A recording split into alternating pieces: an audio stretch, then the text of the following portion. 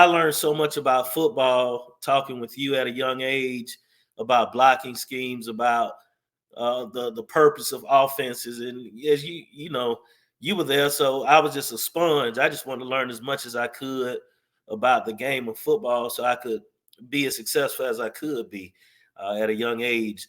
But really, it really is important to surround yourself with people who have that knowledge, and not only have that knowledge, but you actually tap into that knowledge and really try to improve and get better. But I tell people, still, even at this level, I still use the basics that I was taught about, blocking schemes and fundamentals and the spacing of offenses and what people are trying to do. That has helped me on every level I've played at and every level I've coached at, because it is, when you understand what offense is trying to do, you understand how to stop it, and then also how to score points, and that's very important. In every aspect, and it's the basics of what football really is in that. So I was fortunate enough to be exposed to that at FAMU High. Then, of course, being at Lincoln, I was fortunate enough to play up under Coach Wilson, who was a meticulous planner, who taught me all the details of how he really ran a college-style program at the high school level, a year-round training program. We had football class, but we would train in the off season. Then during the season, we would watch film and break down film. And then I would go up on the weekends on Sundays. So I would watch and review film and get it and sit with him as he would be breaking things down. And, people talk about, and people say, well, you wanted to do that, you did that, but you can want to do that, but if the door isn't open for you to do it, then it's not going to happen. Like I say, I was so fortunate to meet you and Coach Reynolds and play for Coach Wilson and play for guys that were, how can I say, just open to giving that great information to me as a player. And like I say, it has helped me so much throughout the process of who I was as a player. I'm fortunate enough to, I guess, to be a good player, as people say. You was all American. You weren't just a good player.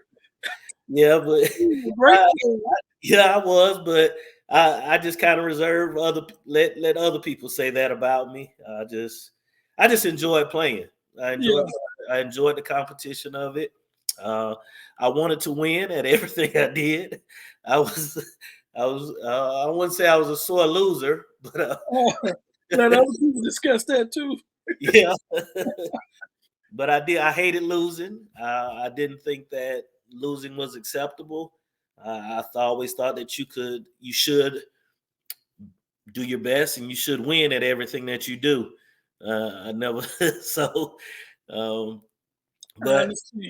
I let everybody else kind of describe who I was and what I was, and because I knew inside of me, especially as you look back on things, you just kind of just think about, did you give everything you had?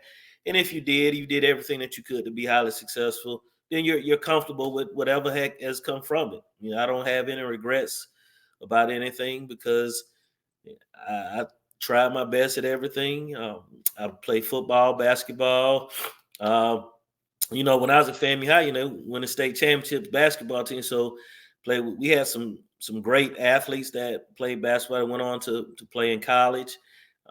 And so just playing, everything was always competitive. Everything that I did, win the state championships in track, and then going to Lincoln and being with such great athletes, and really, I feel really setting the tone for really setting the groundwork for the great teams that came after when I was there, that went on and were highly successful and went on and won state championships. And I think it really helped the catalyst of the program and set the groundwork for what came years after. And Coach Everett wrote me a letter years ago before he passed. Jim Everett, he just talked about in the letter he said, thank you for building the foundation for what we've been able to accomplish. And so that meant a lot to me. Oh man, that's powerful, that coach. Yeah. So It was great, you know. But like I said, I don't ever really talk too much about the things that I did in high school, and I was fortunate enough, of course, to sign a college scholarship, University of Wisconsin at Madison, the Badgers. So I didn't really realize how special that was, of course, till a couple years later, and you see kind of because like growing up, I played with so many guys that went to college and played in college. So Right. I thought everybody did it. I just thought it was the norm. No, it ain't. Yeah, it's really not. You get that chance, man. Yeah, and as you see it, especially when you start to explore the world and you go to different places, and then you start talking about the people from your hometown and what they've done, people like, we ain't never had nobody do things like that. So Tallahassee is a very rich area when you not only talk about athletics, but also just culturally with the people who've come from there, who grew up there, in all walks of life. And just some of the things that they've done, not only for in Tallahassee, but in Florida and nationally. So to be surrounded by that great tradition and lineage of people, and to be able to see that so much, and I think it's very important. You know, when you grow up in Tallahassee, you have a dream of going to college, of course, because you have FAMU and FSU and, of course, TCC right there. But as an athlete, you know, especially when I was growing up, you had the great teams that were at Florida A&M. Of course, you know, Rudy Hubbard was the coach when I was young, and they had such a great history during that time period. And also, of course, at Florida State, you had Bobby Bowden. When I was actually in elementary school at FAMU High, Coach Jay Gaither used to come over and talk with us. They used to have an assembly, and he would show his old highlight tapes, and that's how I learned about Gallimore and Bob Hayes, and he would show us those highlights, and we were like, whoa. And we would just be in awe, and Coach Gaither would just sit there, and he would talk about everything. We could talk to him after he was finished. I asked him questions, and he would interact with us. But he would do that on a yearly basis. You talk to legends. Yeah, talk to. Basically, he was developing young rattlers. Legends. Yeah, but man, I remember the first time I saw Bob Hayes and Willie Gallimore on film. I was like, wow! I was just so in awe. I like, man, I had never seen anything like, because the world isn't how it is now with technology. Right. And so when you would see something, and you'd be first exposed to something maybe on film or on television, you would just be in awe because you had never seen anything like that before.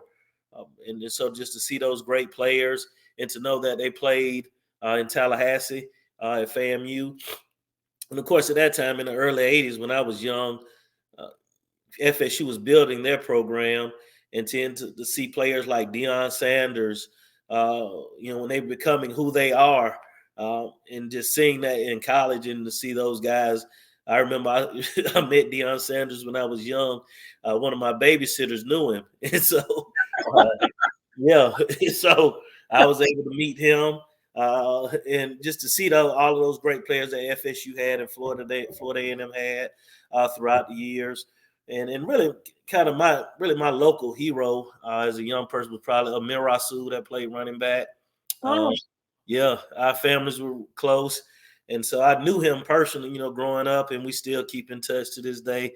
But he was kind of, you know, you have that guy that's from your neighborhood or your area. Right. And you watch and you see them progress. And that's kind of who you have a true connection with. But as a young kid, and so I think that's huge in the city of Tallahassee. I think that's why you have such great athletes that have come out there in the past, is that you have that great lineage, of course, the universities and the high school programs, and you're able to see those things. You're able to really actually connect and interact. So I know that may be a little bit more in depth than what you may have wanted. Yeah, I'm glad. And you got to play with some great players too. All of a sudden, it's not just, you know, you grew up with them. You was right there with them. Was part of some of the legacy of FAMU High. Some of the great players came out of that era. Man, you came out. I mean, I came over from Ricketts, right? Yeah. And when I got to FAMU High, I was just in shock. I was like, they got some better players than I had when I came from a bigger school. I mean, we had about 8 or 9, 10 D1s on one high school team. You know, that's unusual, man. Yeah, at Florida with less than 300 kids, that's unbelievable. Yeah, it was when I still when I would be in college, and even still to this day, I was telling somebody the other day here at University of Florida, some of the guys I played with that were basketball players. Chris Hunter, he went to Virginia. Walter Wing went to Central Michigan. Chad Johnson ended up going to Nebraska and Pittsburgh, and you talking about some top notch program. These just guys you walking around the hall with every day. You didn't think nothing of it, did you? Nothing at all. I thought this was everybody's norm. You talked about your background. I wonder how the heck you started. What got you into coaching? That's because you've been very successful in that. Well, it is my senior year of high school. Coach Wilson told me I was going to be a coach. And I was like, no way on that. Coach. Yeah, he would always tell me, say you would be a great coach, and him and of course, none of this would be possible. Any of what I was as an athlete without Tony Collins. Tony Collins really saw something in me as a freshman in high school. When he first started coaching at FAMU High, he said, man, this kid got something to him. And my 10th grade year, he's like, you're going to be the leader of the defense. And I was like, now, we had my 10th grade year, we had Chris Ford and Lonnie Racklin. We had a lot of great players that were seniors.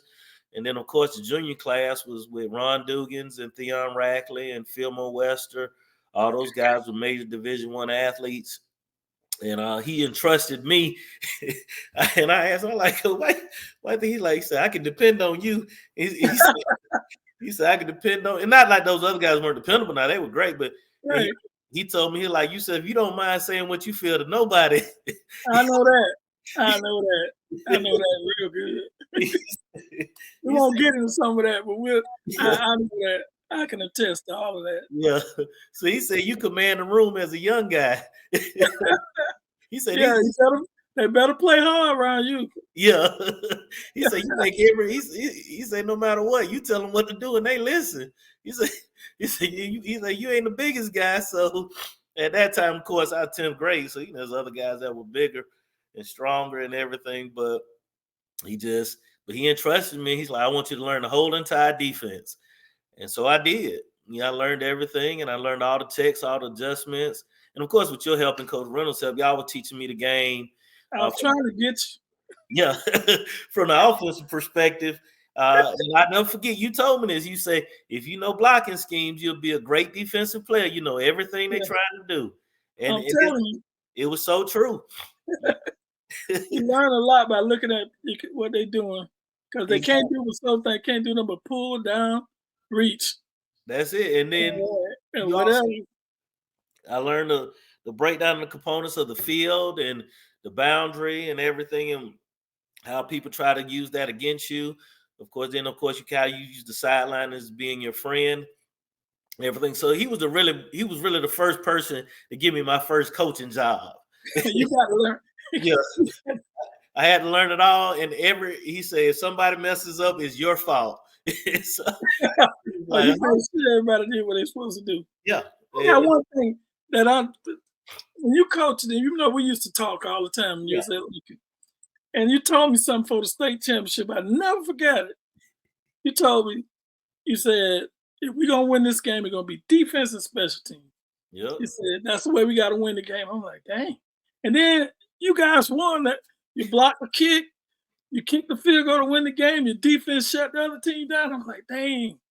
He knew it. He foretold that before. I always thought that was special. I said, man, you're looking at the game, and I watch your practices too. You spend a bunch of time on special teams as you did on offense and defense. And I don't know many coaches that spend that much time on special teams. I mean, I went to your scrimmages, and I'm like, we're sitting there for about an hour. I'm waiting till you get to the other stuff.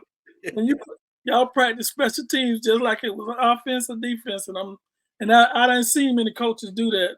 Yeah. They put it in, but they don't spend as much time. Where did you learn that from? To be honest with you, Coach Wilson was huge on special teams when I was a player. And on top of that, I saw when I got to college, if you wanted to play early, and you played on special teams. And I saw the importance of you can win or lose a game, especially the higher levels you get up. the special teams are just regular plays, really. And Right. all the best guys really do play special teams. And so I saw that, I noticed that. But then also, when I was a young coach, and my first head job was at Gibbs High School in St. Pete, came in, they really didn't have a weight program. They had great athletes. And so for us to be competitive, we had to be great in special teams because of the fact that we could, in all the return game, you get your best player, hands on the ball, with the defenders spread all out across the field. And there's no other plays that you do that, because everybody else is such condensed with the snap and everybody's so close. And we were able to really win a lot of games in my first year. And really physically, we really couldn't match up to people, just offense and defense, but we could steal 7 points a game in that. And we played a lot of people on defense. That's one thing I learned, just play a lot of people, especially in your front seven, when you're not as strong as people. If you just rotate guys and you develop them to learning what to do and the nuances of it, then you can win a lot of games, because you can score on defense and you can score in special teams in every possession, whether you're blocking or returning, Right. with every aspect. So I learned how to steal points in games as a young, because we just weren't as good as those other teams that first year, because physically we weren't. But that second year, that was 2 years in the weight room for those kids, and we could really match up and we could really play. But I just never lost that philosophy of it, and I just always took it with me. And then, of course, when I was able to, be placed for a certain amount of time, we could really develop the strength and conditioning programs to where we needed the kids to be. Then it just made us a dominant football team. We didn't have a weakness. I never wanted to have a weakness going against teams. And especially when you play in Florida, when you start to venture down to Central and South Florida and those loaded teams, especially in the bigger cities like Jacksonville, Orlando, Tampa, Fort Lauderdale, Miami, where they can really have a true collection of talent on the team. It's just hard to match up with them player for player. But you can always match up for them in the details and the small things, because most talented teams, a lot of times, especially even in high school and in college, a lot of times they kind of ignore special teams because they're so talented on those two sides of the ball, on offense and defense. And I just always felt that the game starts with a special teams play. So you're a living witness to special teams. I've never seen a coach put as much time in special teams as you did. So yeah, and maybe some younger coaches will understand that. Yeah. Hey, I might not be able to win with my offense and defense alone. Especially like you say, you stealing points by being good at special teams. I just thought that was awesome, because I coached a long time, and you were by far the most. I learned. I saw so much in special teams from you, especially when you told me what you was doing. I was like, "Dang, coach, you guys, you're gonna win this game on special teams." You told me that during the week of practice, and I was like, "And that's exactly what happened." Yeah, it was. Y'all was projected. The team was over there when they was measuring rings before they just knew they were gonna beat you. Yeah, they had the rendering and all of their championship ring and everything. But and we played, but I had coached in that area. Oh, okay. Being in Tampa and St. Peter, I knew the lay of the land in that area. And for one thing about North Florida football is we would, especially at Link, we would play so many tough teams. And most people they always look at my schedule. I would load it up beginning of the year. I always would play three of the toughest teams we could find, because I knew, just through my experience as an assistant coach, the deeper you get into the playoffs, it's emotional high every week. And so it's so hard. If you look at college and you look at pros, it's hard for kids to get up and players to get up week after week after week. And so that first 3-game run would be basically my preparation for the playoffs, because they would have to get up emotionally. And then a lot of times early season, they didn't know how to do that. But they must go through it to get to it. So that system, that was always my system. I wanted to challenge us early. So, we would, I only had 1 year where I went into, it was 2 years where I went into the last game undefeated. because we would just start off with such tough games, and especially when I would have young teams. I felt it was imperative for us to start off with what they needed to know what it was going to be like in those district games and then in the playoffs. And you can't do that by calling them and playing sorry teams. You don't find out who you truly are. You play sorry, you can beat. Yeah, that's why I always laugh at people when they play these cupcake schedules and then they go into the playoffs and they get knocked out first, second round. First round. Yeah, they ain't playing no tough teams. And then on top of that, they may have to beat one good team during the year, and that's it. But the playoffs, each week it gets tougher and tougher and tougher. And so if you start your season off like that, I just always felt you just have you eliminate all excuses for success. So that was always my philosophy. Yeah, I know at FAMU we always had a tough schedule.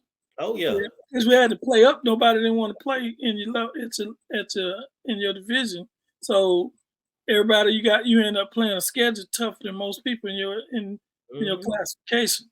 Yeah, so you got used to it. It helps when you're playing tough competition because, like you said earlier, iron sharpens iron. Yeah, and now and then, the people who don't know nothing about sports or football or anything, they be complaining, "Oh man, we 7-3, we 6-4." But if you playing some of the best teams in the state, you're actually better than what your record is. Right.